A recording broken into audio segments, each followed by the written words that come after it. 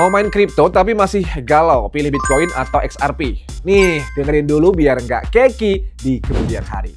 Di Big Crypto Video kali ini, Indodax mau coba bedah dua aset kripto yang sering jadi bahan perdebatan, Bitcoin dan XRP atau Ripple.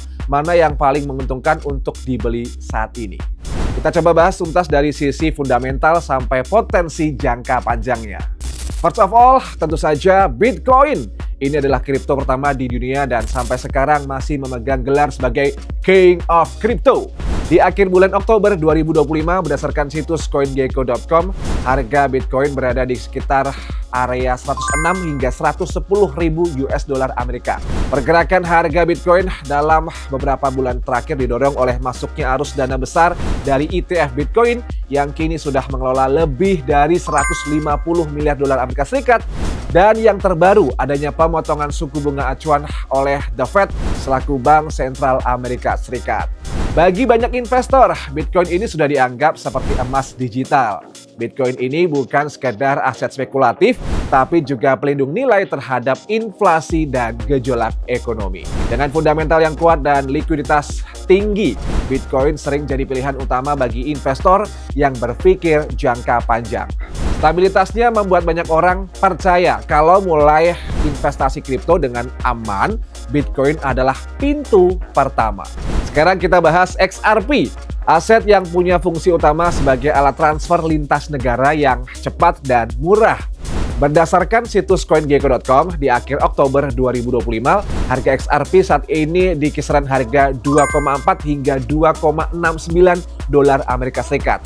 Jadi XRP baru-baru ini mengalami kenaikan signifikan setelah SEC atau Otoritas Keuangan Amerika Serikat menghentikan gugatan hukum terhadap Ripple Labs. Ripple hanya dikenakan denda sekitar 125 juta dolar Amerika Serikat dan yang paling penting di mana Ripple tidak dilarang mendistribusikan token XRP. Keputusan ini memberi angin segar bagi pasar karena menghapus ketidakpastian hukum yang sudah bertahun-tahun menghantui XRP. Sekarang sentimen terhadap XRP semakin positif, apalagi muncul kabar terkait ETF XRP. Kalau disetujui, ETF ini bisa menempatkan XRP sebagai aset kripto terbesar ketiga yang diakui regulator Amerika Serikat setelah Bitcoin dan Ethereum. Tapi ya, perlu kamu catat meski punya potensi besar, XRP tetap lebih spekulatif. Sekali lagi, lebih spekulatif dibandingkan Bitcoin.